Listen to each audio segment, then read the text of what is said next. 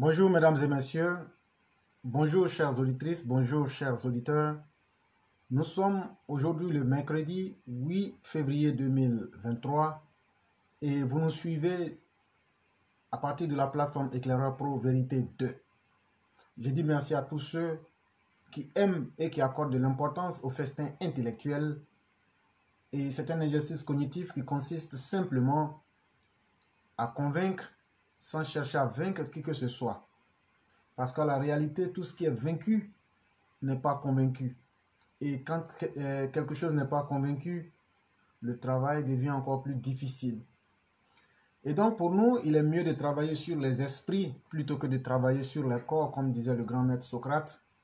Je dis encore merci à tous ceux qui aiment cette manière de voir la vie, ceux qui partagent notre ligne philosophique. Nous vous disons merci. Et aujourd'hui, 8 février 2023, nous aurons comme d'habitude une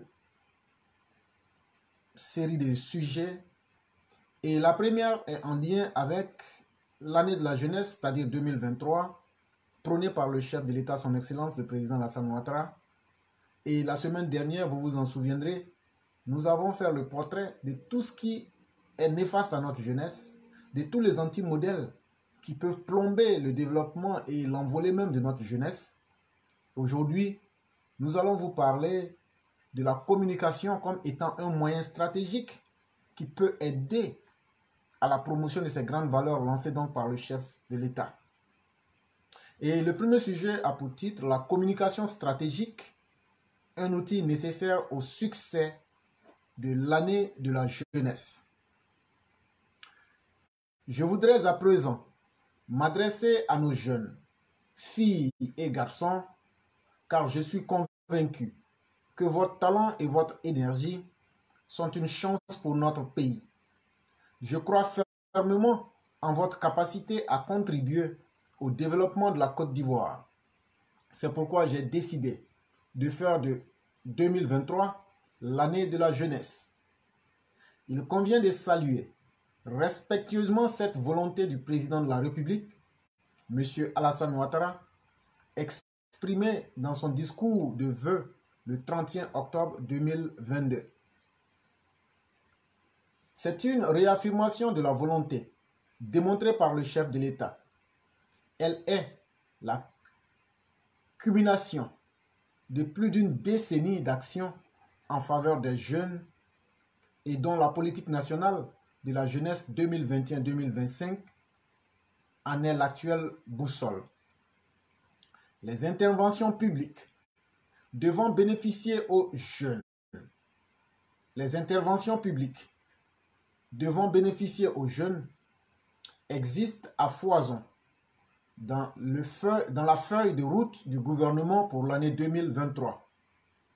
Elle participe d'une tradition longue de l'État de Côte d'Ivoire et dont son chef de préparer, de renforcer et d'autonomiser les jeunes ivoiriens. La décision de faire de l'année 2023 l'année de la jeunesse qui s'inscrit dans cette continuité offre une opportunité unique d'améliorer la manière dont l'État, les acteurs publics et les partenaires au développement engagent les jeunes. Cette volonté, sans cesse réitérée par le président Alassane Ouattara, doit induire à l'analyse un changement de l'approche des relations publiques et de la communication stratégique vis-à-vis de cette couche. Ce réajustement apparaît comme un passage obligé dans le succès de l'année de la jeunesse. La jeunesse ivoirienne, représentant plus de 3/4 de la population du pays, comme beaucoup de jeunes dans le monde, témoigne d'une méfiance, voire d'un manque de confiance envers les pouvoirs publics. Mieux, les changements intervenus dans la manière dont l'information est consommée, l'attention divisée et la désinformation amplifiée sont largement documentés. Ceci crée une situation où l'action publique est essentiellement ignorée par les principaux bénéficiaires. La jeunesse vit à une époque où son attention est divisée, de s'appuyer sur les réseaux sociaux, les médias locaux et le smartphone pour construire et diffuser une communication jeune. Ces canaux sont de plus en plus renforcés par l'apparition de TikTok, de médias sociaux en janvier 2022, selon Kepios, cité dans le rapport digital 2022. Côte d'Ivoire, 98,6% déclarent se connecter depuis un téléphone mobile. Lorsque les jeunes consomment de la communication, elle provient essentiellement des marques commerciales et a fini par formater dans leurs esprits la façon dont une communication devrait fonctionner. Ceci fait peser sur la communication publique l'obligation de s'adapter et d'emprunter les codes de la publicité. À cet effet, David Ogilvy, l'un des pères de la communication publicitaire moderne, déclarait « Il faut une idée centrale pour attirer l'attention des consommateurs et les inciter à acheter votre produit. À moins que votre publicité ne contienne une idée centrale, elle passera comme un navire dans la nuit. Je doute que plus d'une campagne sur 100 contienne une idée centrale. » Son conseil peut s'avérer utile dans le succès de la communication autour de l'année de la jeunesse. Je reviens sur ce que nous disons ici tous les jours, qu'il faut adapter les mécanismes de la communication au public cible. Il ne faut pas avoir honte d'adapter le langage si on veut atteindre le monde. Une chose aussi qui sera importante sera le coût de l'Internet.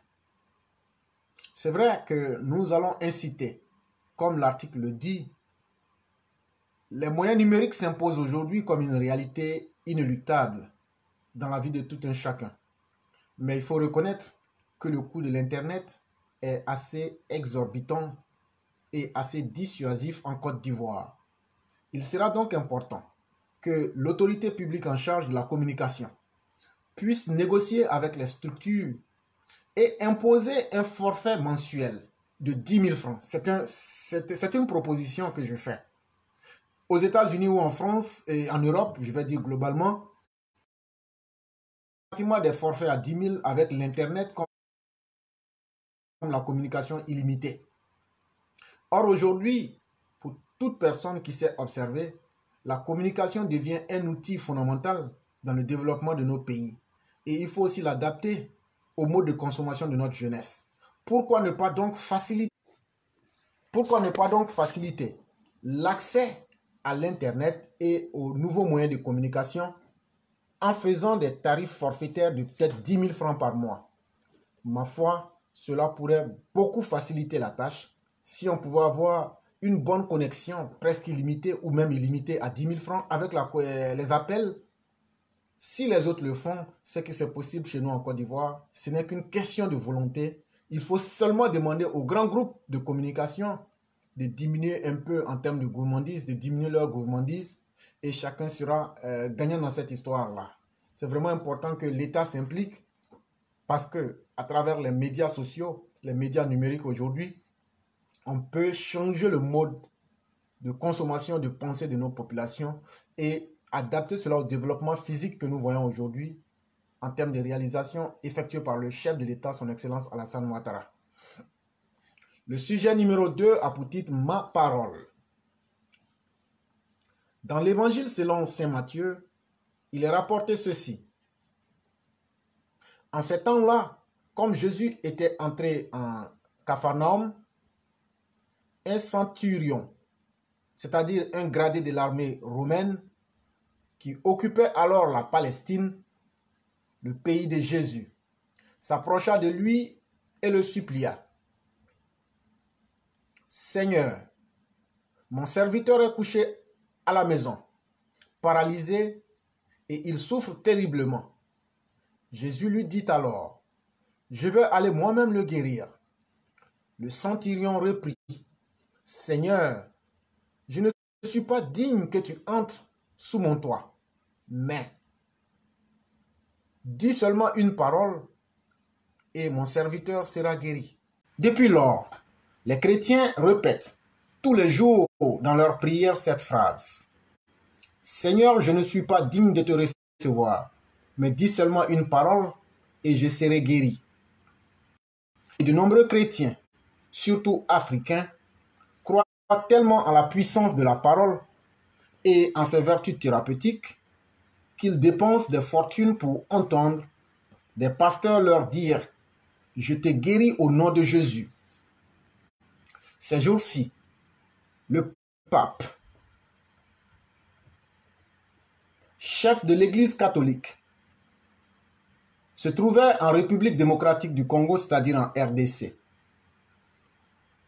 où sa parole était très attendue et le pape n'a pas déçu les Congolais. Il a dit exactement, et même plus, ce qu'il attendait. Il a ainsi dénoncé le colonialisme économique de l'Occident et le pillage systématique des minéraux congolais. Il a évoqué un génocide oublié, dénoncé par des occupations des villages et des tentatives de partition de cet espace. Interpellé l'élite congolaise sur le fléau de la corruption et appelé à des élections transparentes et crédibles. Il était prévu qu'il se rende dans l'est du Congo, de la RDC, qui est en proie depuis plus de 20 ans à une guerre sanglante menée par des milices téléguidées de l'extérieur, dans le but de mettre la main sur les fabuleuses richesses de cette partie du pays. Mais il a dû y renoncer pour des raisons sécuritaires. Il a cependant reçu des ressortissants de cette région meurtrie et leur a dit les paroles qu'il attendait et qui les ont sans doute guéris. Tous les observateurs disent que la visite du pape a été un très grand succès, puisqu'il a mobilisé des millions de personnes. Et si j'en juge par les commentaires des Congolais que j'ai entendus ou lus dans les médias, ils sont très heureux des paroles prononcées par le souverain pontife. Ces paroles, les ont-ils guéris? Telle est la question que je me pose. Tout dépend de ce que l'on appelle guérison. Ce qui est sûr et évident, c'est que les Congolais catholiques sont très contents et c'est le plus important. Après la République démocratique du Congo, le pape s'est rendu au Sud-Soudan, le plus jeune pays du monde, puisqu'étant le dernier à avoir acquis son indépendance. Ce pays dispose, comme son voisin la RDC, d'immenses richesses, mais il est ensanglanté par une cruelle guerre depuis sa naissance. Là-bas aussi, le chef de l'Église catholique prononcera des paroles que les populations attendent et il rentrera chez lui. Que se passera-t-il par la suite en RDC et au Sud-Soudan? Strictement rien. Les conflits vont continuer. Les populations vont continuer d'être massacrées et les ressources de ces pays seront toujours pillées pendant que les chrétiens seront en train de prier, les yeux fermés et la Bible en main. Le pape ne peut pas ignorer pourquoi les femmes de ces deux pays sont quotidiennement violées et mutilées. Pourquoi les hommes, les femmes, les enfants, les vieillards de ces pays sont massacrés depuis plus de 20 ans dans le cas de la RDC. C'est pour s'accaparer des richesses de ces pays. Et le pape n'ignore pas qui profite de ces richesses et que l'on pourrait soupçonner à juste titre d'être le commanditaire de ces crimes. Il sait que les commanditaires sont du côté du monde où il vit. C'est là-bas qu'il doit essayer de remuer les consciences. Nous autres, on nous a appris depuis des siècles à nous contenter de la parole. Au nom de la parole, surtout la parole de Dieu, on nous a réduits en esclavage. Au nom de cette parole dite de Dieu, on nous a colonisés. Et on continue de nous piller et de nous massacrer pendant que nous écoutons cette même parole. Oh oui, nous croyons tellement en la force de la parole que dans notre pays, par exemple, certains d'entre nous préfèrent suivre aveuglément ceux qui n'ont que des paroles à leur proposer, plutôt que celui qui travaille concrètement à améliorer leur vie et dont les œuvres sont visibles. Ma parole? De quoi sommes-nous donc faits? Au commencement était la parole, dit un livre sacré qui nous fut imposé. Et l'Africain prit la parole. Cette parole dont il espère qu'elle le libérera, le guérira, le conduira au paradis, laissant les biens matériels de la terre aux autres, qui, ma foi, en jouissent très bien et sans gêne. C'est bien Jomo Kenyatta qui avait dit cette phrase. Quand les Blancs sont arrivés, ils nous ont donné la Bible et nous ont demandé de fermer les yeux et de prier. Ce que nous avons fait. Lorsque nous avons ouvert les yeux, ils avaient pris nos terres et il ne nous restait que la Bible dans nos mains. Mesdames et messieurs, c'est un sujet de réflexion. L'Africain est tellement naïf qu'il aime entendre ce qu'il veut entendre. Et lorsqu'un individu se classe dans ce registre, c'est carrément comme s'il se condamnait lui-même à subir toutes les difficultés de la terre. Quel bon Africain n'aimerait pas entendre ce qu'il voudrait entendre? Mais personne parmi nous n'aimerait entendre ce qui peut le sauver, ce qui peut être la vérité. Et tant que nous allons penser que c'est les autres qui viendront faire notre bonheur à notre place, hélas, nous sommes en train de nous mentir. Les belles paroles n'engagent que ceux qui croient en elles. Les belles paroles ont toujours été un leurre pour celui qui parle de se donner bonne conscience, mais surtout pour endormir celui qui attendait la belle parole. Au-delà des belles paroles des autres et des promesses des autres, qu'est-ce que vous, qu'est-ce que moi, qu'est-ce que nous, en tant qu'Africains, faisons de façon concrète pour le continent? Qu'est-ce que nous faisons de façon concrète pour combattre le mal aujourd'hui du djihadisme? Qu'est-ce que nous faisons de façon concrète aujourd'hui pour nous inciter nous-mêmes à nous dire que notre premier ennemi, notre premier Satan, c'est la paresse. Le premier Satan qui ne se trouve ni dans les églises, ni dans les mosquées ou dans les synagogues, le premier Satan de l'homme africain, c'est notre grande paresse. Ayons le courage de regarder notre Satan en face, comme le Christ l'a fait lorsqu'il a été tenté par le Satan, qui lui dit après 40 jours de jeûne, je t'offre le monde, suis-moi. Et le Christ lui dit, non, je sais où je vais. Chers Africains, le jour que nous allons nous réveiller, le jour que nous allons cesser de nous plaindre, le jour que nous allons cesser d'attendre et d'espérer des autres, on va commencer à cultiver nos terres. On va commencer à nous éduquer selon nos propres paradigmes. On va commencer à nous éduquer avec les valeurs qui peuvent nous rehausser pour que l'Africain devienne aussi une référence sur cette terre-là. Et c'est ça qui manque à l'homme africain. L'homme africain est tellement dévalué, tellement dévalorisé, que lui-même a perdu confiance en lui-même. Mais quand tu perds confiance en toi, ça n'arrange pas les autres de venir te redonner, de te redonner cette confiance-là. C'est ça l'homme africain. Et c'est un modèle qui ne marche pas, qui ne marchera pas. Il faut avoir le courage de le dire. Et non seulement nous-mêmes Africains, on n'aime pas se dire la vérité, mais les dirigeants en profitent pour nous manipuler. Mais on ne peut manipuler que celui qui est prêt à être manipulé. Ça aussi, c'est une vérité. Quelqu'un qui a un esprit lucide et objectif ne peut pas être manipulé. On peut être trompé, mais on ne peut pas être trompé permanemment. Mais on peut être manipulé permanemment. Et donc, pour être manipulé permanemment, comme c'est le cas de notre jeunesse en Afrique aujourd'hui, il faut que cette jeunesse-là même soit disposée à cela. C'est pourquoi on peut leur dire que sur Internet, il suffit de croire un marabout, vous devenez riche en 24 heures. À nos jeunes filles, qu'elles pourraient avoir le mariage en une demi-journée. Et que pour ceux qui voudraient voyager, pour être des voyageurs internationaux, on leur dit qu'ils pourraient voyager et faire le tour de la Terre en 60 jours. Et c'est les seuls êtres humains sur la Terre en ce 21e siècle. Nous sommes aujourd'hui le 8 février 2023. c'est seulement les Noirs africains qui croient en de telles balivernes, en de telles sottises. Et nous pensons que c'est par là que viendra notre salut.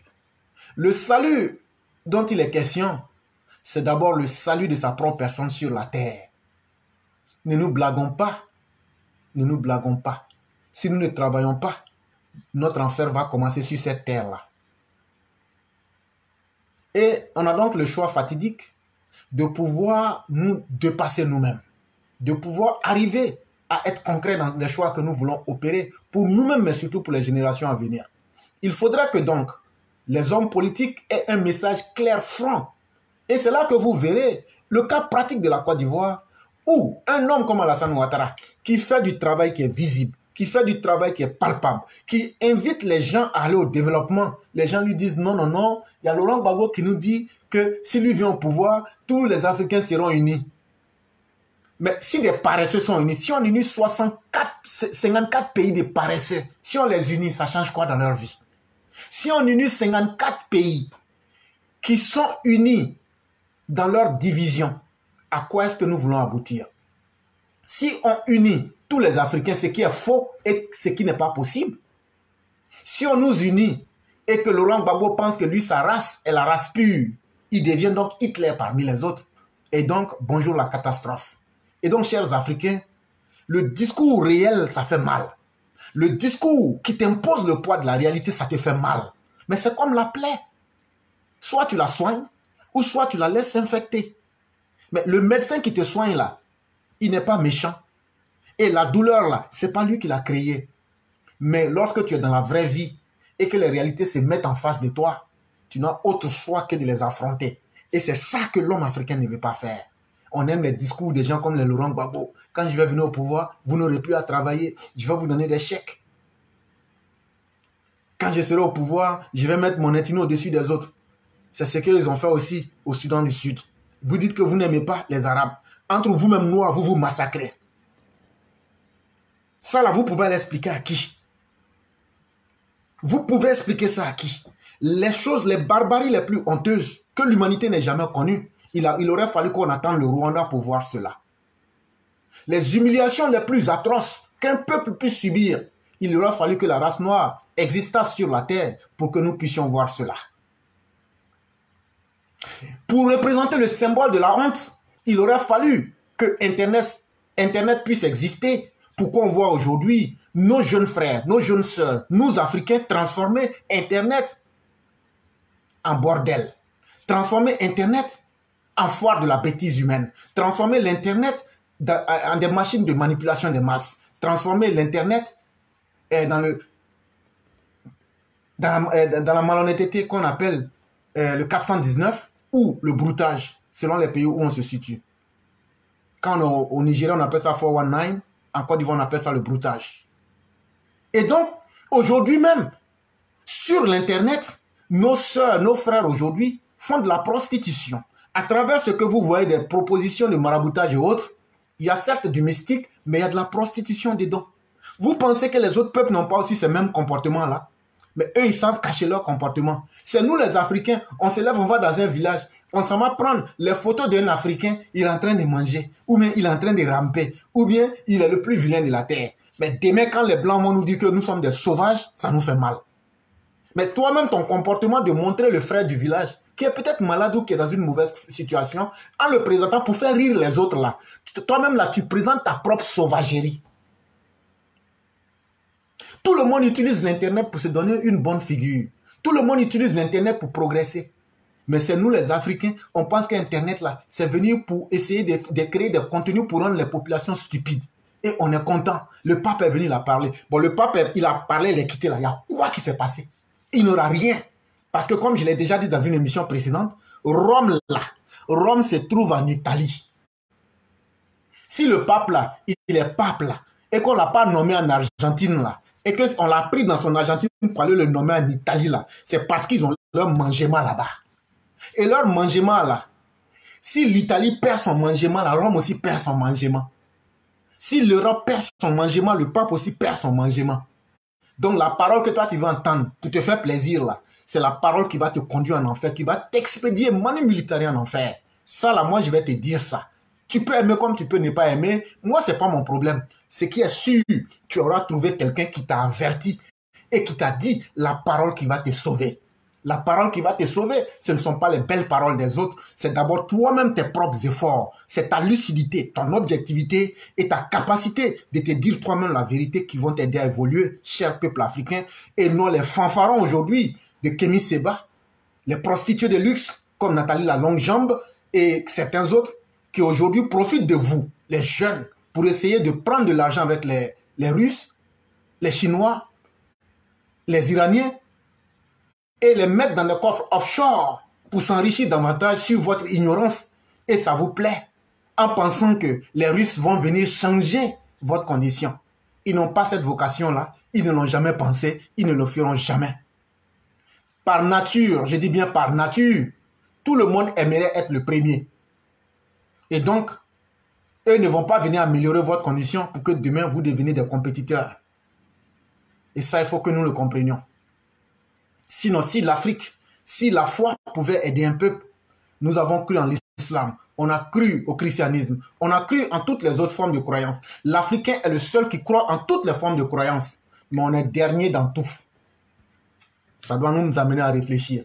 Je n'ai pas dit d'éviter d'être chrétien, mais si tu lis la Bible en tant qu'Africain, que tu l'adaptes à toi-même en tant qu'Africain et que tu la comprends en fonction de tes besoins, tu crées automatiquement les conditions de ton paradis. Si tu lis le Coran, la Bhagavad Gita ou la Bible ou tout autre livre, selon les paradigmes africains et selon tes besoins, tu vas arriver à te libérer. Et le paradis imaginaire qui est dans ta tête après ta mort physique, tu vas commencer déjà à expérimenter ton paradis ici. Quand les autres ont lu la Bible dans leur langue, sinon la Bible originelle, est-ce que c'est le romain que le Christ parlait? L'église catholique romaine, là, est-ce que c'est le romain que le pape parlait et le Christ parlait? Tout le monde connaît bien la langue du Christ, mais ils l'ont adapté à leur réalité. Et ils ont dominé le monde avec ça. Les Arabes ont pris le Coran et ils ont aussi imposé leur domination. Mais nous autres, nous suivons tout le monde et on devient les esclaves de tout le monde, religieusement, idéologiquement, politiquement, même alimentairement. On est prisonnier de tout le monde. Et avec ça, on veut réclamer qu'on soit digne, que les autres nous respectent. Mais depuis quand on a vu un malheureux demander qu'il soit respecté? C'est ça aussi la réalité.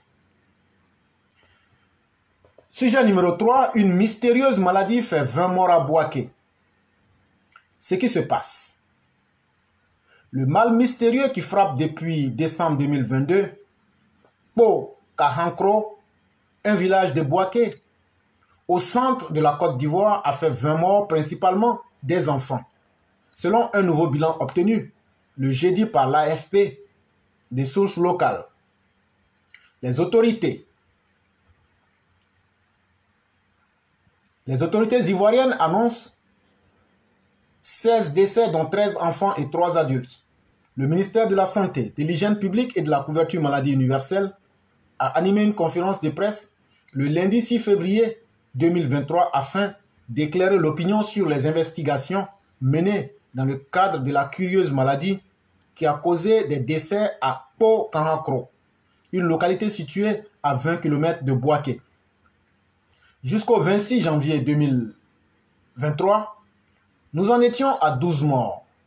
Jeudi, le bilan s'est alourdi et nous enregistrions 20 morts, dont 2 adultes. Alors que jusque-là, aucun adulte n'avait été atteint, a déclaré Paul Kwasi, président d'une association des jeunes du village de Po-Kahankro, situé à une vingtaine de kilomètres de Bouaké, comme je vous le disais. Ce bilan a été confirmé par d'autres habitants du village. M. Kwasi a précisé que les adultes décédés étaient des femmes âgées de 60 à 70 ans, toutes deux mortes dans un hôpital de Bouaké, après avoir présenté les mêmes symptômes que les premiers morts, à savoir vomissements et diarrhée.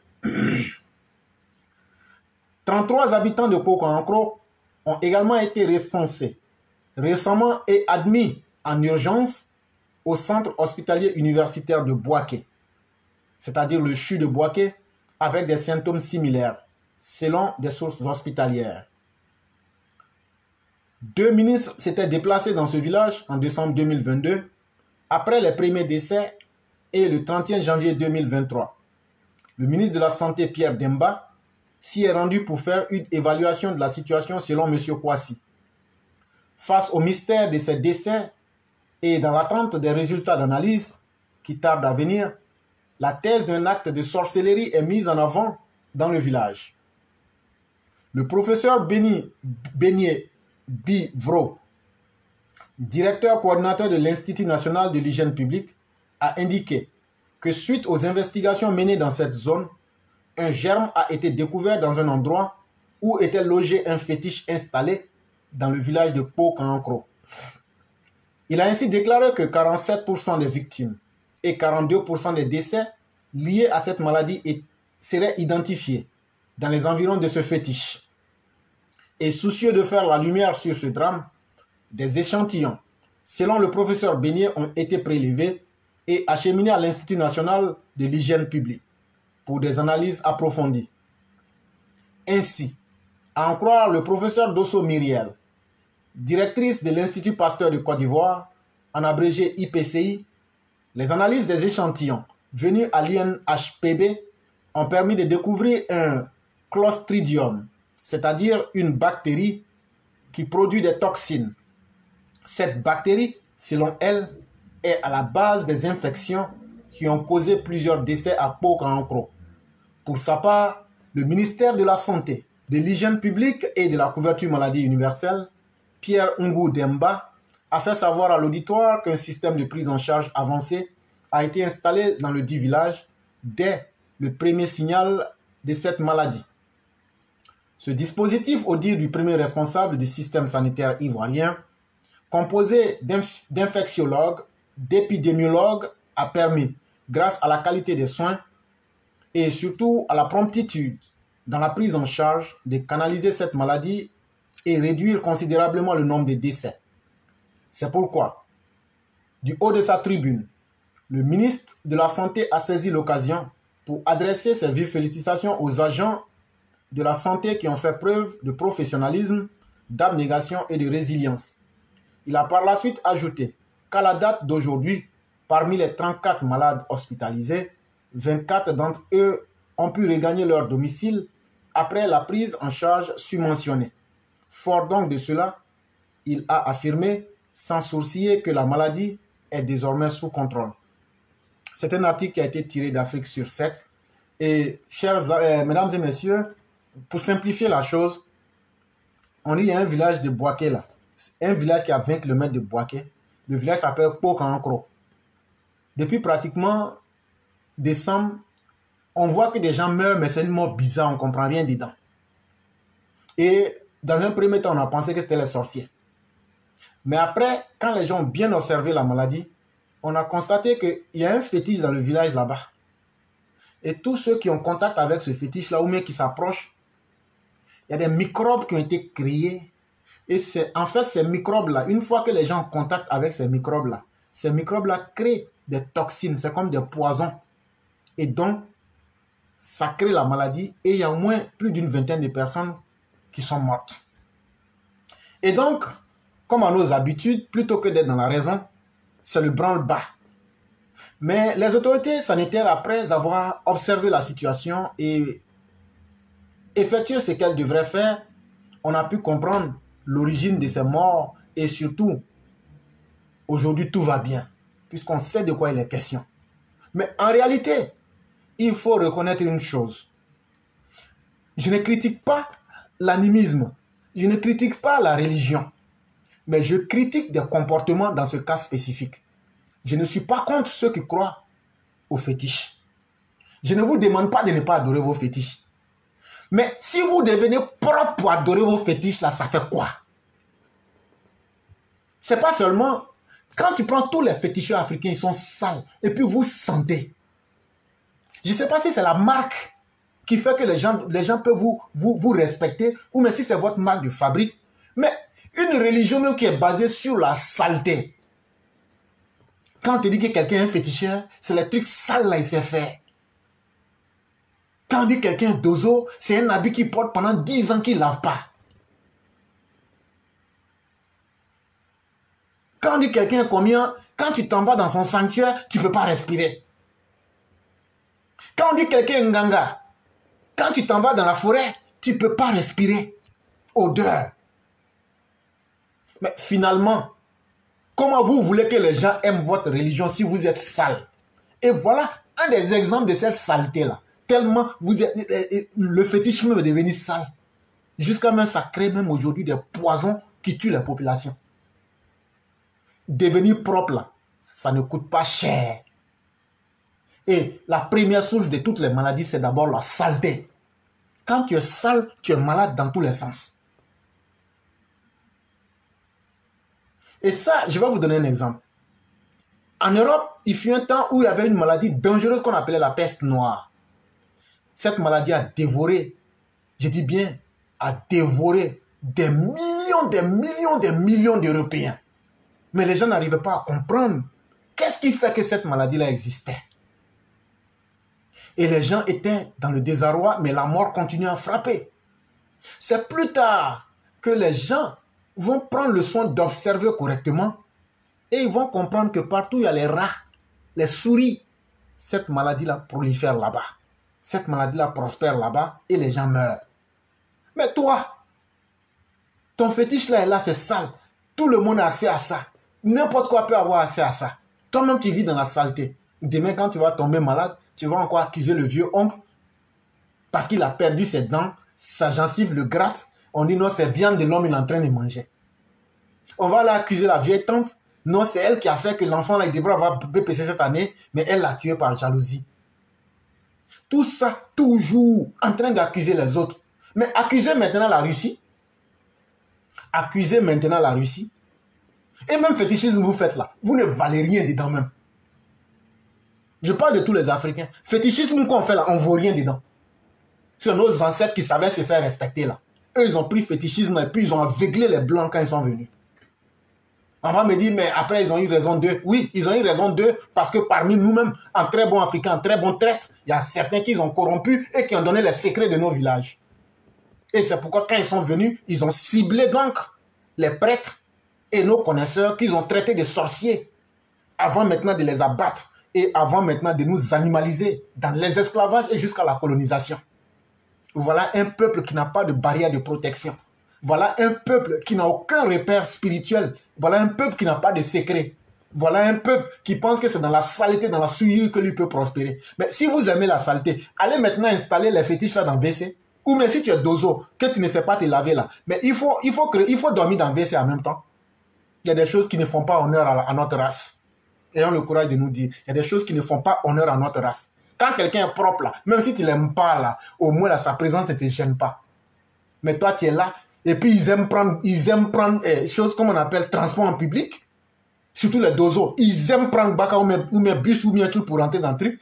Mais toi-même quand tu te regardes là, tu es une arme de destruction massive. Ton odeur là, c'est une arme de destruction massive. Frère, pardon, il ne faut pas... Quand on est dans le baka là, surtout en plein 15 heures, pardon, il ne faut pas rentrer. Ou bien dans le bus, pardon, faire à cause. Et puis, non, je m'en vais au plateau si je suis gardien là-bas. Et donc, si tu n'es pas sale, on ne sait pas que tu es gardien. Et c'est des choses qui font honte à notre race, mais on continue de le faire. Et ça doit être un exemple révélateur pour nous dire que ce ne sont pas les sorciers qui sont nos premiers ennemis. Ce ne sont pas les génies qui sont nos premiers ennemis. Nos premiers ennemis, c'est d'abord notre insouciance à être propre. On n'aime pas être propre, comme c'est le cas que vous avez vu là. Mais surtout aussi, notre insouciance à ne pas accepter les faits. Aujourd'hui, là, dans toutes nos contrées, allez dans les petits villages aujourd'hui, tout le monde est en train de chercher l'or. On prend le mercure, on verse dans les eaux. On n'oublie pas qu'il y a un lien. Il y a les nappes phréatiques. Demain, là, quand les eaux vont être polluées, et c'est déjà le cas en Côte d'Ivoire dans beaucoup de régions, et que les métaux lourds seront dans le corps des gens, et que les gens auront des problèmes de reins. Ah non, on ne sait pas. Avant, là, il n'y avait pas telle maladie. Mais maintenant, là, tout le monde a insuffisance rénale. Mais les métaux lourds sont dans ton corps. Les gens que vous avez laissés venir détruire vos terres là, ce que toi tu vois, c'est ce que tu vois. Mais ce que tu ne vois pas, les produits chimiques qu'ils ont mis dans les eaux de rivière là, ça se retrouve dans ton ventre. Quand ça se retrouve dans ton ventre là, ça te crée le cancer, ça te crée des insuffisances rénales, ça te crée des maladies qui n'ont même pas de nom. Eux là, ils ont déjà eu leur diamant, ils ont déjà eu leur or, ils sont partis. Ils sont allés alimenter le djihadisme au Mali, au Burkina. Toi tu es là, tu as perdu ta terre, tu as perdu ta vie et tu as perdu ta santé. Et donc, Il faut qu'on essaie de mettre un frein à toutes ces mauvaises choses-là. Non, tant que moi, je ne vois pas mon pied coupé ou même mes yeux cassés, je ne trouve pas qu'il y a des problèmes. C'est ça l'Africain. Et c'est pourquoi de telles choses vont toujours nous arriver. Mesdames et messieurs, nous allons aller au sujet numéro 4, qui a pour titre « Autochtones et allogènes ». À chaque élection, dans notre pays, la Côte d'Ivoire, le même vieux et filandreux débat ressurgit. Pourquoi tel individu, qui ne porte pas un nom du terroir, veut se porter candidat dans cette région? Pourquoi ne va-t-il pas chez lui?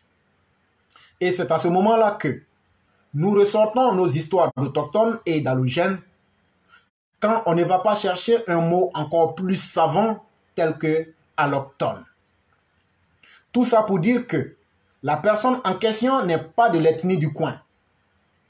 Généralement, ce sont les personnes portant des noms à consonance nordique, c'est-à-dire les Ivoiriens venant du nord, comme on le dit, que certains veulent interdire des candidatures dans certaines régions du sud de la Côte d'Ivoire, du centre ou de l'ouest de notre pays.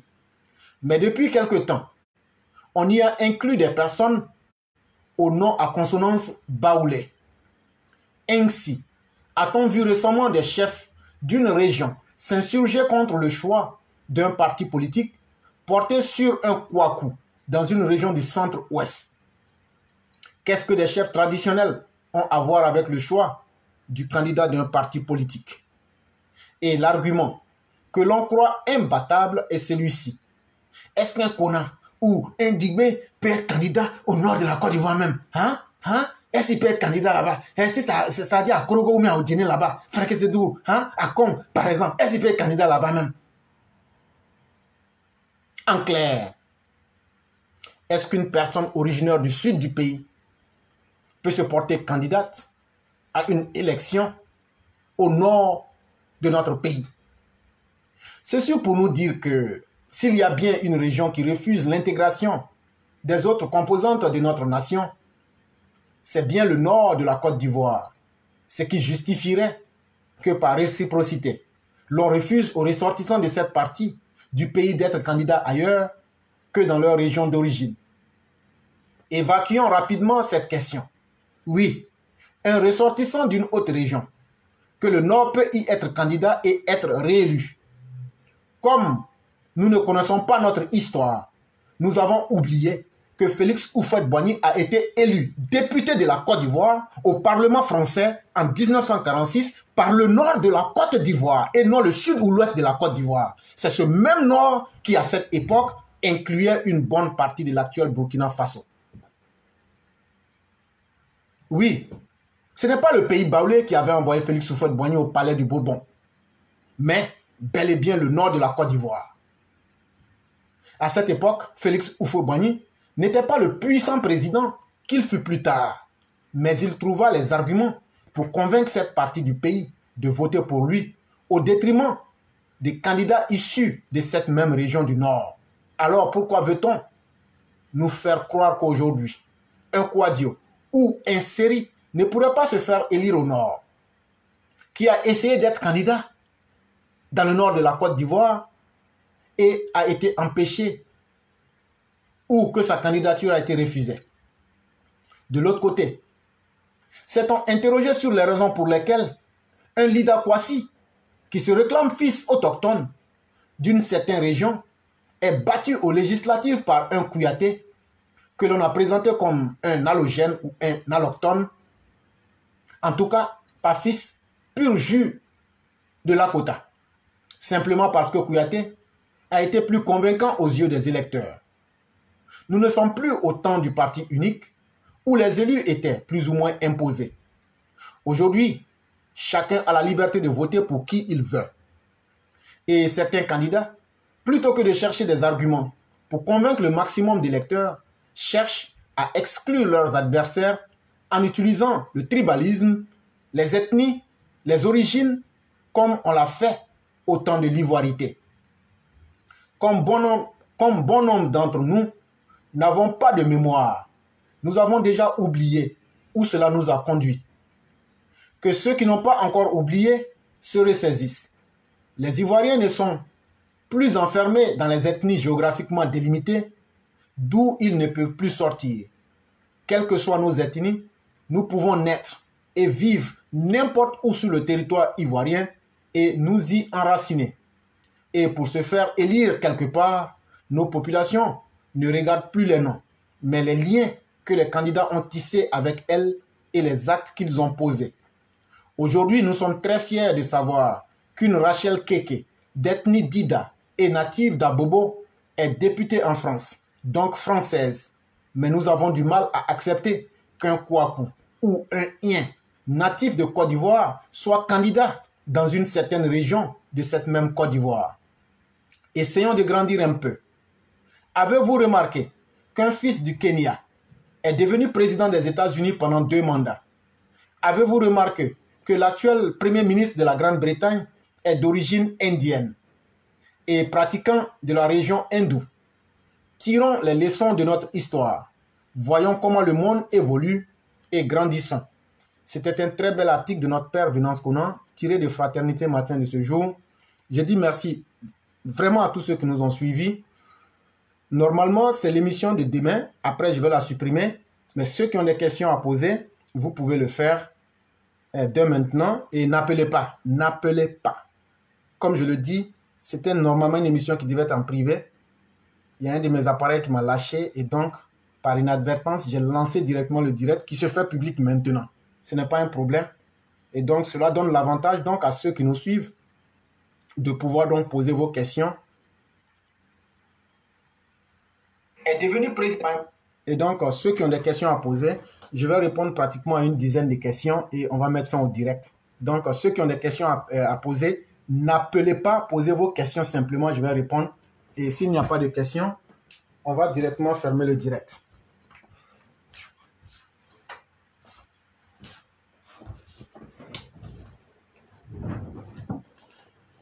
Je salue ici le grand maître Marius Koudou et je lui dis merci infiniment. Merci surtout pour la surprise. Merci surtout pour la surprise. Et comme je le disais, l'émission, il y a la première partie que les uns et les autres ont raté, mais après je vais faire une version unifiée pour pouvoir poster cela. Et donc ceux qui ont des questions à poser, vous pouvez poser vos questions par écrit. Je vais essayer de donner le peu que je sais et pouvoir progresser rapidement. Et je salue donc le grand parrain Marius Koudou. Je salue Mike le régulateur qui salue toute la famille ici. Je salue Ladji Lameitus Meite. Je salue notre père Zana Bamba, Daouda Sissé, le cyclone Abbé qui est avec nous ici et aussi toutes les personnes qui sont là. Ok. Et donc, Ladji Meitus, le message a été compris. Et à Fofana DG Follow aussi que nous saluons. Et donc, nous sommes dans la série des questions. Et comme je l'ai dit, on ne pourra pas permettre aux uns aux autres d'appeler. Mais ceux qui pensent qu'ils ont quelque chose à dire, par écrit, posez votre question et on va pouvoir vous donner le peu que nous savons. Et je salue aussi notre mère Nina Paul Kouadio, depuis Yopougon, qui est avec nous ici ce soir.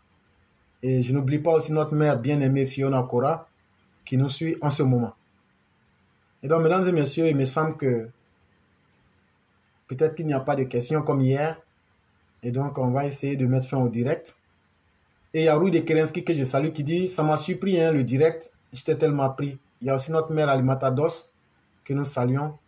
Et nous disons vraiment merci, merci, merci infiniment à toutes ces personnes. Et je salue aussi notre aîné Ouattara S. Mamadou. Il y a notre père qui demandait « Qu'est-ce que nous pensons de la visite de Sergei Lavrov au Mali ?» Oui, c'est la suite logique qui confirme ce qu'eux-mêmes n'avaient pas voulu accepter. Ils n'avaient pas voulu accepter la présence de Wagner. Mais aujourd'hui, à travers cette visite, on comprendra donc que ce qui avait voulu être caché devient une chose apparente. Mais il fallait être le plus naïf pour ne pas croire. Aujourd'hui, en fait, la Russie est dans une posture de vouloir, comme je l'ai dit, prouver qu'on va devoir compter avec elle dans la sous-région ouest africaine, pas les Africains, mais les Occidentaux. Parce que la Russie vient se mettre en face de l'Africom, qui est un programme américain carrément sur l'Afrique de l'Ouest pour dire « Donnez-moi ma part du gâteau ». Et c'est ce que l'autre disait, Souvenez-vous de la conférence de Yalta. La Russie aujourd'hui se dit, le passé est le passé. Il faut qu'aujourd'hui, moi, je sois invité à la table de gré ou de force. Et donc, la présence en elle-même, c'est une manière de dire ce qu'on n'avait pas eu le courage de vous dire là. Aujourd'hui, on assume. On est là avec les mercenaires de Wagner. On assume ce qu'on ne voulait pas reconnaître. Et vous allez devoir maintenant négocier avec nous d'une manière quelconque. C'est comme ça qu'il faut voir. Sinon, le Mali en lui-même ne retirera rien de positif dans cette rencontre. À part le fait de dire que non, Sergei Lavrov est venu. Mais il vient en tant que qui? Est-ce qu'il vient en tant que puissance militaire? Est-ce qu'il vient en tant que puissance économique? Ce qui est le plus important pour le Mali aujourd'hui, c'est d'abord comment s'en sortir économiquement. Or, la Russie n'a jamais développé un pays économiquement. Et donc, tenez-vous-en bien, c'est une rencontre vide de sens pour le Mali dans tous les sens.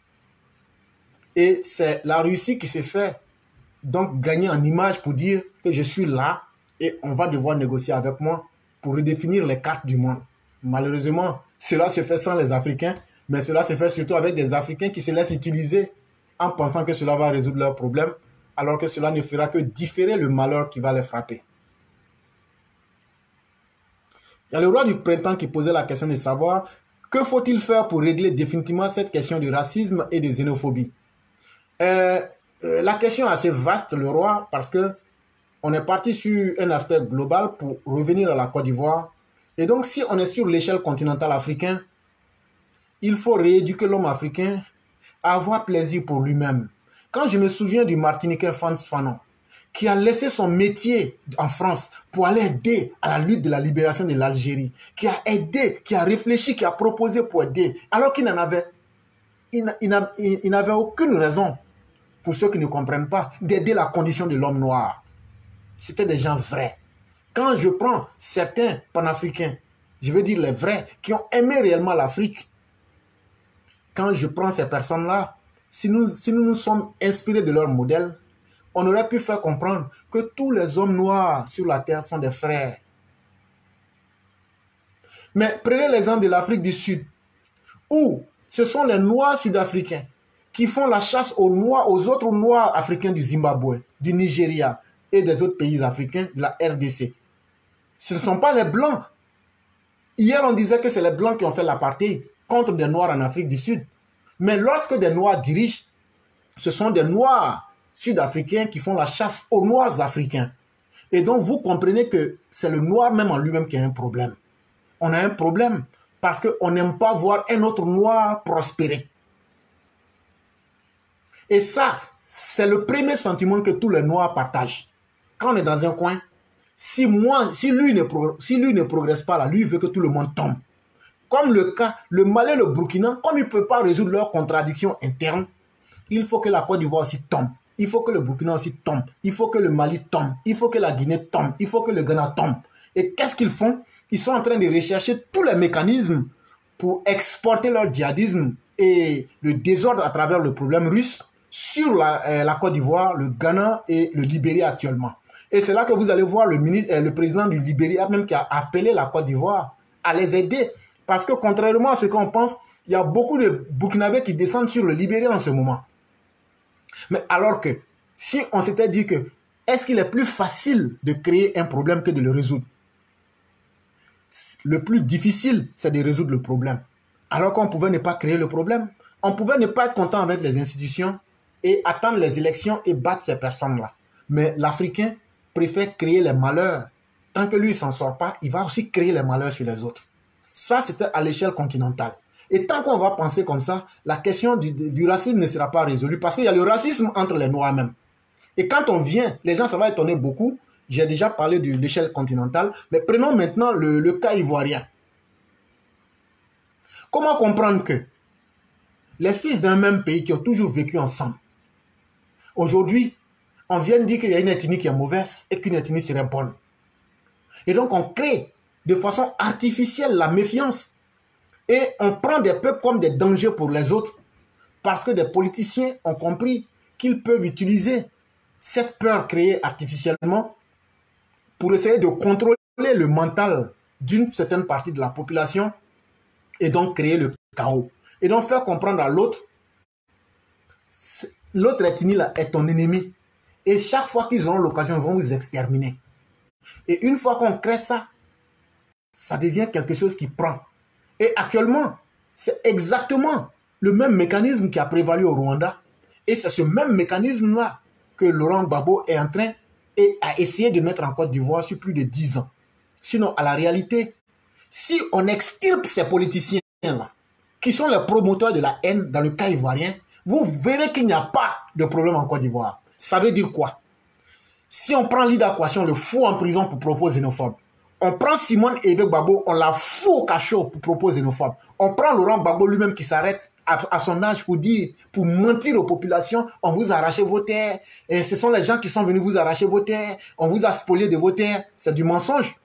Dans un pays sérieux, on allait l'appeler pour lui dire, venez nous expliquer les mécanismes par lesquels les gens ont été spoliés. Ou bien vous allez séjourner en prison pour propos séditeurs et propos de la promotion de la haine. Et donc, malheureusement, le problème en Côte d'Ivoire, quand tu es homme politique, c'est en réalité une couverture pour pouvoir faire toutes les sortes de crimes. Et tant que tu dis que tu es homme politique, tu t'en sors. Mais l'éclaireur qui est là, qui n'a pas dit de propos xénophobes, on va trouver qu'il est méchant, qu'il n'aime personne. Quand il vient critiquer les xénophobes ou bien qu'il réagit face aux propos dangereux des xénophobes, on va dire, mais il est haineux, il est méchant, c'est quelqu'un qui n'aime pas les autres. Alors qu'en réalité, je ne suis que quelqu'un qui veut combattre la haine. Mais on ne peut combattre qu'avec les armes qu'on a. On ne peut pas faire quelque chose d'extraordinaire qui dépasse nos capacités. Dans nos textes de loi, les propos de division, de haine, de tribalisme sont condamnables. Mais donnez-moi le nom d'un politicien qui a été condamné. Et donc, c'est un manque de volonté des hommes politiques à assumer leurs responsabilités pour créer les conditions de paix et de justice dans nos pays qui conduisent aux actes de xénophobie ou bien de racisme dans nos pays. Et c'est la même chose en Guinée. Quand on voit les Fulani qui sont ostracisés, quand on va au Cameroun, on retrouve les Bamileke. Quand on va au Soudan du Sud, on retrouve les Muets et les autres qui sont opposés. Et donc, malheureusement, il va falloir qu'on résolve tous ces problèmes-là si on veut que les autres apprennent à nous respecter. Et il y a le parrain qui nous dit, et à la question de savoir pourquoi le Burkina est indécis dans ses choix. Et le parrain nous donne une très belle réponse pour dire le Burkina est à la croisée des chemins. Tout panafricanisme ou révolution n'est en réalité qu'un prétexte. Ils ne font qu'augmenter la paupérisation du vrai peuple. Et ça, la réponse est bien donnée. Je salue aussi tout le grain de Yamoussoukro qui est avec nous ici en ce moment. Et je suis toujours à la recherche de questions. Et il y a Mike, le régulateur, qui pose la question de savoir que pensez-vous de certains Burkinabés qui applaudissent les putschistes et coups et sont les premiers à se réfugier dans les pays de la sous-préfecture de la France. C'est simplement un manque de cohérence, cher frère Mike, le régulateur. Parce que ces personnes, en général, vous verrez qu'elles-mêmes ne vivent pas au Burkina Faso. Elles vivent en France, aux États-Unis, ou dans certains pays, ceux-là même qu'ils disent être la France ou les États-Unis, ils oublient que les implications de la politique internationale, il y a l'effet domino. Je prends un exemple. Moi, par exemple, je peux être en train de combattre le grand maître Marius Koudou, mais ce que j'oublie, c'est que le grand maître Marius Koudou peut être l'ami de Sali Kone et de Jacques Touré. Et donc, en combattant le grand maître Marius Koudou, je suis en train de combattre 3 ou 4 personnes sans m'en rendre compte parce que les intérêts sont impliqués les uns dans les autres. Malheureusement, c'est ce que ces personnes ne comprennent pas, tandis qu'elles-mêmes bénéficient de l'aide sociale en France. Tandis que ces personnes qui disent qu'elles sont devenues des panafricains vont faire le shopping avec l'argent public de la CAF et des services publics d'aide en France. Ces personnes-là, en réalité, comme je l'ai dit précédemment, veulent voir le mal sur leur propre peuple. En réalité, moi je dis un exemple simple. Mon message est toujours le même, dans le fond. Mais ceux qui veulent impressionner les gens leur disent les messages qu'ils veulent entendre. Or, quand tu dis à quelqu'un ce qu'il veut entendre, si la personne est faible d'esprit, la personne va gober cela et penser que c'est ce qui est bien pour elle. Aujourd'hui, les jeunes gens, qu'on blague et on dit sortez avec des drapeaux russes, soyez des panafricains. Mais on oublie de leur dire qu'ils doivent travailler. On oublie de leur dire que ce n'est pas la France qui les empêche d'aller à l'école. On oublie, les panafricains oublient de leur dire que comme moi ou comme vous, que nous passons souvent 10 heures, 12 heures à travailler par jour pour construire un avenir personnel. Et que si chacun des Africains se met au travail, on va construire un avenir global de l'Afrique.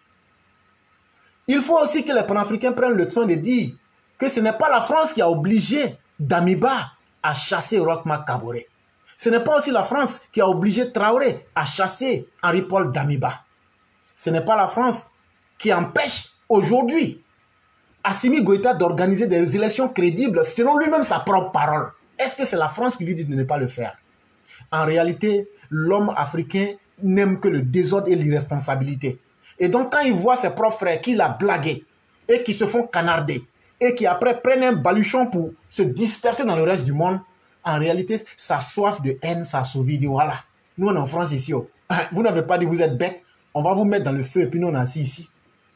Et donc les panafricains ou ceux qui se laissent berner par le message des panafricains qui n'ont pas compris cela, ils peuvent rester en France et puis être plus panafricains que toi qui es à Waïgouya, que toi qui es à Kaya, que toi qui es à Kian, que toi qui es quelque part au nord de la Côte d'Ivoire ou au sud de la Côte d'Ivoire ou quelque part au Cameroun. Franklin Nyamsi peut être plus panafricain que quelqu'un qui est à Bamenda ou quelqu'un qui est peut-être à Kribi. C'est de cela qu'il est question. Mais malheureusement, les gens aiment ce qu'ils aiment entendre. Mais si c'est ce que tu veux entendre, les gens vont te dire ce que tu veux entendre et puis après te la faire en l'envers. Voilà. Il y a Omar Touré qui demande quelles sont les raisons de la présence de Henri Konan Bédié à la cérémonie du prix de la paix. Cher frère, la raison elle est simple. Quand tu as essayé de faire le mal, tu as essayé tout ton va-tout et que tu as échoué là, c'est ce qu'on appelle chez nous les didal, on appelle ça gopo. Ça veut dire toi-même là tu vas parler et puis toi-même tu vas parler, tu ne vas même pas te rendre compte. On va prendre l'eau des cadavres là, quand on finit avec cadavre, on te donne, tu bois. Si c'est toi là, tu vas parler. Donc, toi-même là tu vas parler mais tu ne vas même pas te rendre compte. Actuellement là, c'est son gopo qui est sur lui comme ça. Qu'est-ce qu'ils n'ont pas fait pour que Assimi Goïta puisse torturer nos soldats? Qu'est-ce qu'ils n'ont pas fait pour que les djihadistes puissent attaquer la Côte d'Ivoire? Qu'est-ce qu'ils n'ont pas fait avec le CNT pour essayer de casser la colonne vertébrale de la Côte d'Ivoire? Qu'est-ce qu'ils n'ont pas fait pour créer la haine entre les Ivoiriens? Qu'est-ce qu'ils n'ont pas fait pour humilier le président Alassane Ouattara? Qu'est-ce qu'ils n'ont pas fait malgré tout ce que Alassane Ouattara leur a donné? Ils lui ont toujours retourné cela en mal. Jusqu'au point même, la fête de l'indépendance nationale, qui devait être la fête de l'unité de notre pays, ils disent qu'ils ne vont pas là-bas. Mais il n'y a pas de problème. Donc eux-mêmes, ils ont montré aux gens même qu'ils n'aiment pas les Ivoiriens. Et les Ivoiriens ont fini par comprendre aujourd'hui que, en toute sincérité, ces gens-là, ils sont dépassés parce que la capacité de leur haine au-delà de tout entendement humain. Et donc, les gens les ont mis dans un sac et puis on les a mis à côté. On dit, vous là, non seulement on sait que vous ne valez rien, on sait que vous ne pouvez rien produire parce qu'on vous a vu avant Ouattara ici. Mais la vraie réalité, oui, je l'ai toujours dit, Éclaireur Pro-Vérité n'est pas du nord de la Côte d'Ivoire. Je ne suis pas Djoula, je ne suis pas Sénoufo, je ne suis pas Wabé. Et pardon, je ne suis pas ce que les gens pensent. Ça fait que de la même manière que les gens me détestent là, les gens disent, mes propres parents disent que je les ai trahis. Les xénophobes là disent que je les ai trahis. Je ne suis pas Djoula. Et donc ça peut choquer certains. Nous on n'est pas dans l'affaire de Ouattara là, parce que c'est la personne de Ouattara qu'on aime. Sinon là, le docteur Dakouri là, il n'allait pas être tué. Son frère n'allait pas aller dans la rébellion. Et donc, nous, on est au-delà des religions et des ethnies. Et ça, c'est ce que nous, on veut imposer. Cette Côte d'Ivoire-là, il faut qu'on aille au-delà des religions, des régions. Ça ne sera pas facile. Est-ce qu'on va pouvoir gagner le combat? Je ne sais pas. Mais on est déçus quand même. Et donc, quand dans le village, là, on dit il y a 3 choses, là, l'homme, il faut faire attention. Le moment où on t'appelle, là, c'est le moment où tu dois répondre. Le moment où on te salue, là, c'est le moment où tu dois retourner ça. Et quand on ne t'adresse pas la parole, là, il ne faut pas mettre ta bouche dedans. Maintenant, là, on a organisé maintenant La remise du prix. Tous les autres présidents du monde vont venir. Eux là, tellement ils ne valent rien. Ils ont été classés dans les bas-fonds de l'histoire. Eux-mêmes, ils se lèvent maintenant et disent, bon, nous, on va participer. Alassane Ouattara dit, allez, ça ne change rien. Vous êtes déjà ce que vous êtes et tout le monde vous connaît déjà. On va vous regarder comme ça, mais ça ne change rien. Et donc, ne prenez pas ça comme quelque chose d'important. Ça ne va pas changer quoi que ce soit à leur haine. Ça ne va pas les rendre différents. Mais ça prouve aujourd'hui qu'Alassane Ouattara, la méthode et la vision qu'il a, est en train de s'imposer. Parce que même dans nos villages les plus reculés aujourd'hui, les gens disent « Où on est arrivé là? Mieux vaut avoir développement que d'être dans la haine. » Et ça, c'est vraiment très bien. Et c'est ce que nous souhaitons pour nos parents. Battez-vous pour qu'il y ait dispensaire dans vos villages. Battez-vous pour qu'il y ait école dans vos villages. Et même là, les Sénoufos même se battent pour que l'université soit dans le village. Vous aussi, vous exagérez.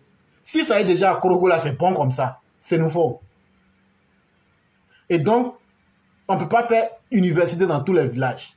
Mais au moins, là, si chaque région a une université, là, vous allez voir comment ça va aider nos parents et nos populations. Et donc, n'ayez pas honte de demander le développement à Ouattara. C'est lui-même qui est venu dire c'est ça, il sait faire. Mais sinon, on a eu honte de demander. Mais demain, il va nous dire, mais vous n'avez pas demandé.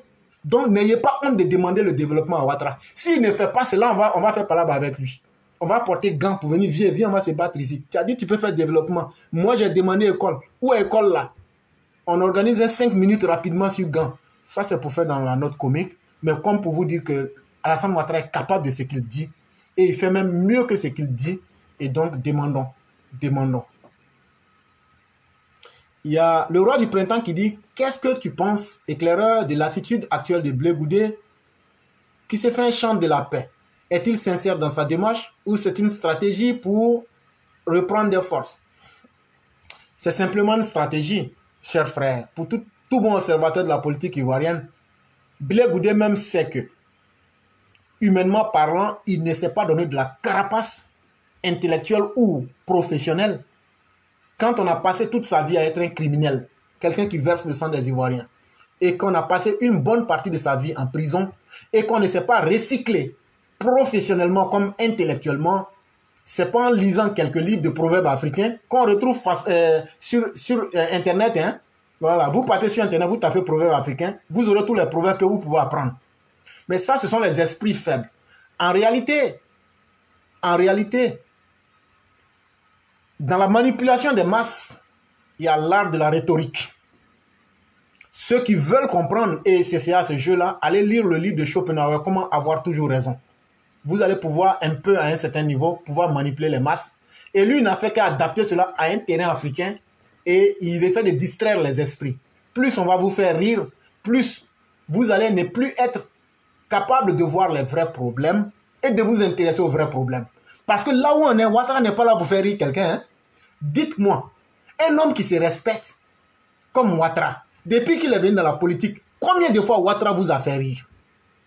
Il n'a pas le temps pour ça. Il n'est pas un comédien. Il n'est pas un clown de cirque. Il sait ce qu'il veut. Il sait qu'il a un résultat à apporter. Contrairement aux autres politiciens, et comme on l'a dit, on n'échappe jamais, on ne peut pas être mieux que le moule qui nous a fabriqués. Blé Goudé ne sera jamais mieux que Laurent Gbagbo, qui sont les deux des amuseurs publics. Et donc, eux, dans leur stratégie de rhétorique, il faut toujours faire rire les gens, il faut distraire les esprits pour pouvoir les détourner des vrais problèmes et les surprendre au dernier moment. Mais Dieu merci, on les connaît déjà. On sait aussi comment on les attend et où on les attend aussi. Mais ceux qui pensent qu'on peut leur faire confiance ou que l'homme a changé, l'homme ne peut pas avoir changé. Pourquoi on dit qu'il n'a pas changé? Parce que lui-même, il n'a rien appris de nouveau. Quand on dit que quelqu'un a changé là, je prends par exemple nos parents qui sont chrétiens. Pourquoi on dit que tes péchés ont été absous? Pourquoi on dit que tes péchés ont été pardonnés là? Il faut que tu aies te confessé. Mais toi, tu n'as pas fait l'effort d'aller te confesser. Tu dis non, non, non, moi j'ai été pardonné. Blé Goudé ne reconnaît pas qu'il a commis des crimes. Tellement ça lui fait honte, il ne reconnaît pas. Il pense qu'on va oublier ça parce que lui, il a cité 10 000 proverbes. Toi, tu cites 10 000 proverbes, moi, je te cite 100 000 proverbes. Toi, tu as lu le livre sur Internet. Et nous autres qui avons grandi même dans proverbes, nous, on fait comment? On ne peut pas blaguer quelqu'un à ça. Il aurait pu ne pas pardonner ou se faire pardonner.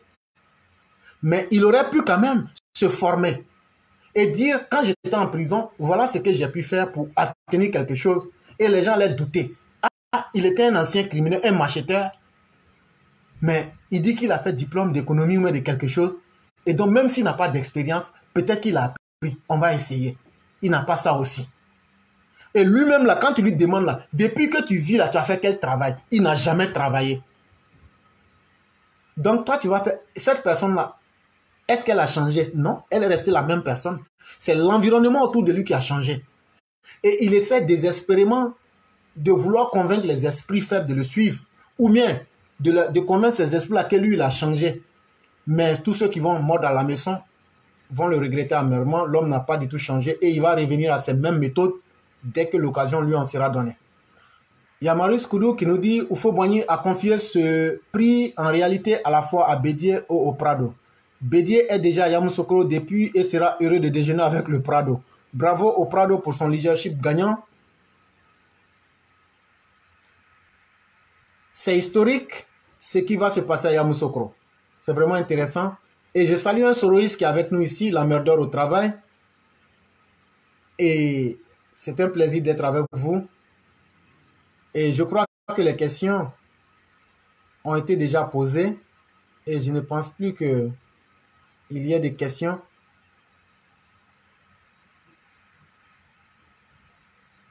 Et je dis merci à tous ceux qui nous ont suivis. Je salue notre bien-aimé Yolidia, qui est parmi nous, sans oublier Bnatenza. Je salue Maurice Kanaté. Et je salue aussi notre mère bien-aimée Ramatou Doumbia. Et je salue aussi notre mère Sali Kone. Je crois que toutes les réponses ont été épuisées, comme je l'ai dit. Après, on va faire la version unifiée et qu'on va pouvoir poster. Ça sera la vidéo de demain pour ceux qui voudraient suivre et partager. Et donc, nous allons faire les émissions ici sur un temps Éclaireur Pro Vérité 2. Et donc, toutes nos vidéos sont là, mais surtout aussi sur notre page Facebook Éclaireur Pro Vérité 2. Vous avez accès à toutes nos vidéos depuis que nous sommes sur la toile. Lorsque vous recherchez nos vidéos, allez sur la page Facebook Éclaireur Pro Vérité 2. Vous allez retrouver toutes ces vidéos là-bas. Je dis merci à Cyclone Abbé, merci à Maurice Kanaté, merci à Kaswat, merci à tous les EPV, merci aux grands parrains et merci à tous. Que la grâce de Dieu demeure en nous et on se retrouvera le 9 février 2023. Merci à chacun et à chacune.